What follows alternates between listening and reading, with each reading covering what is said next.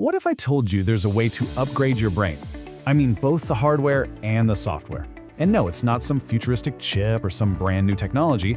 It's something that does so much more than just help you order a coffee on vacation. Learning a new language. So let's just get right into it. What if you could give your brain a serious, tangible upgrade? The tool we're talking about is something humans have been using for thousands of years. And honestly, the science behind its power is absolutely fascinating. Because the evidence we're going to look at today suggests that the real benefits go far beyond the obvious stuff. This isn't just about translation, it's about transformation. We're talking about a fundamental rewiring of your mind that makes it more flexible, more resilient, and way more creative. So here's our roadmap. First, we'll get on the same page about what bilingual even means. Then we'll dive right into the science, how it makes our minds more flexible, healthier, and get this, even more empathetic. And we'll wrap it all up by asking what all this incredible science means for how we should be learning in the first place. All right, first things first. To really wrap our heads around the advantages, we have to ask a simple question. What does bilingual actually mean? You might be surprised by the answer. You know, we tend to picture someone who is perfectly fluent in two languages, right? But the scientific definition is actually much more inclusive. It's anyone who frequently uses two or more languages, and that's regardless of fluency. The key isn't perfection, it's active, regular use. And suddenly, this applies to a lot more of us than we thought. Okay, so if more of us can be considered bilingual, what's really happening inside our heads? Well, it turns out that all that active use is like a constant workout for the brain, building a more flexible and adaptable cognitive toolkit. To really get this, we need to talk about something called executive function. Just think of it as the CEO, or maybe the central processing unit, the CPU of your brain. It's the set of mental skills that includes your working memory, flexible thinking, and self-control. These are the skills we all use every day to plan, to focus, and to juggle multiple tasks. And that constant mental workout of switching between languages, it literally strengthens your executive function. It's like weightlifting for your brain. This makes bilinguals better problem solvers who can think more abstractly. They become absolute masters at filtering out irrelevant noise to focus on what truly matters, which lets them switch between tasks with incredible efficiency. And the result? Way greater mental flexibility and creativity. This mental flexibility ties directly into another really cool concept called fluid intelligence.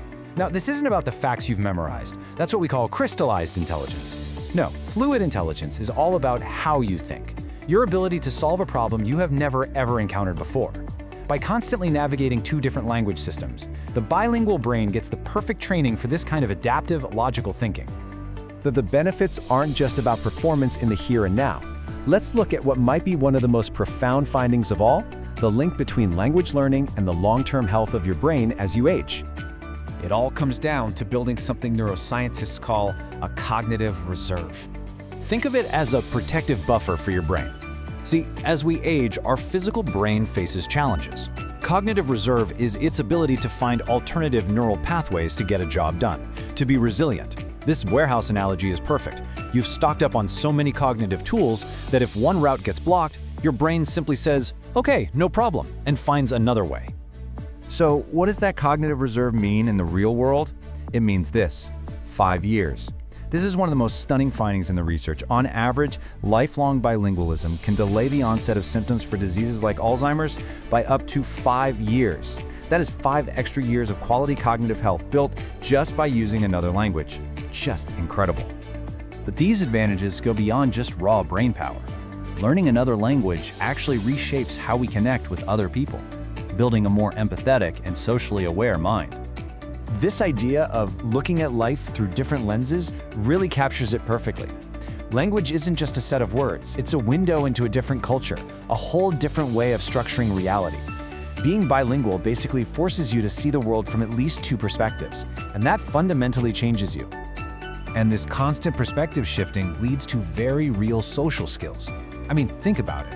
Bilinguals constantly have to gauge their environment. Which language should I use with this person in this particular context? That simple act is a constant workout for the social brain, making them better at reading cues and understanding where someone else is coming from. It naturally fosters empathy, improves communication, and builds a deeper connection to the world around them. So this brings us to a huge question. If we know all of this, what does it mean for how we should be learning? Let's connect this powerful brain science to what the classroom of the future could look like. This really presents a stark choice. On one side, you've got this outdated educational model that treats language as just another subject to memorize. It's all focused on that crystallized intelligence. But on the other, you have a cutting-edge model that uses multilingualism to build the adaptive, fluid intelligence that our world actually demands. It's a huge shift from standardized tests towards valuing deep, complex understanding. And this leaves us with a final, really important question to consider. The evidence is clear. Language learning is one of the most powerful tools we have for enhancing our own minds. It builds a brain that's more flexible, creative, resilient, and empathetic. So the question for all of us is, are we using this key to unlock our fullest potential?